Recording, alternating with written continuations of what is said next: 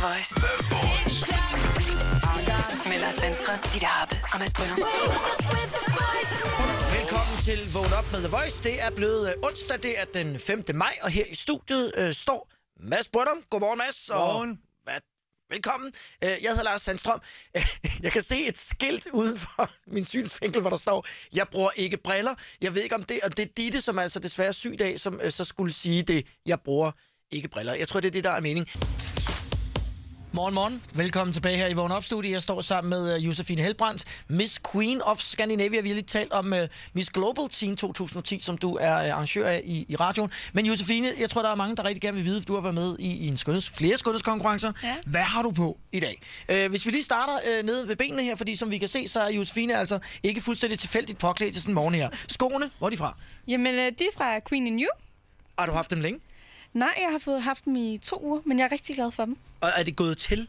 Ja, det er det. Nu er det. Ja, for de ser ud, som om de godt kan klemme lidt i starten måske. Og bukserne, har du selv lavet hullerne? Nej, det har jeg faktisk ikke, men de er bare for H&M. Og de er købt sådan? Ja. Så kommer vi op til toppen. Den er fra Victoria's Secret. Og hvordan vidste du præcis, at det var det her, du skulle have på i dag, når du skulle ind og besøge os? Men, det var noget, jeg havde det godt i. Og det er vel i virkeligheden og noget, der var smart.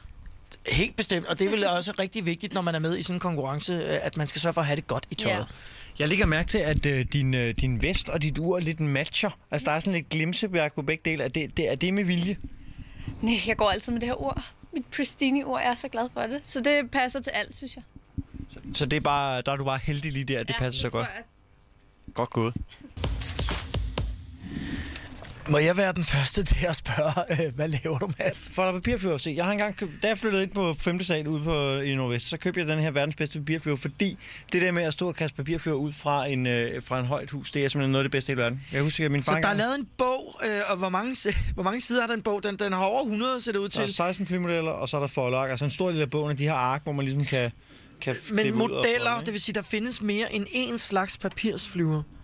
Det var et dumt spørgsmål. Er du dum eller hvad? Selvfølgelig gør det. Jeg har faktisk ikke fået lavet så mange, men lige nu er jeg i gang med at lave den, der hedder Basic Square, som jeg lige prøver at holde færdig her. Og hvis man bare lige kigger på, nu skal jeg se, om jeg kan finde det igen her. Hvis man bare lige kigger på det her, så ligner det her jo en af grundene til, at jeg holder mig fra at samle møbler fra IKEA, for jeg bliver hissig. Ja. Det vil da gå fuldstændig galt, hvis... Basic Square, den kan ikke flyve. Den flyver overraskende godt, tror jeg. Det kunne den rent faktisk. Den tager faktisk temmelig godt. Jeg skal lige over starte noget her, hvis du lige... Jeg går lige udenfor og kaster med papirflyver, mens Lars laver radio.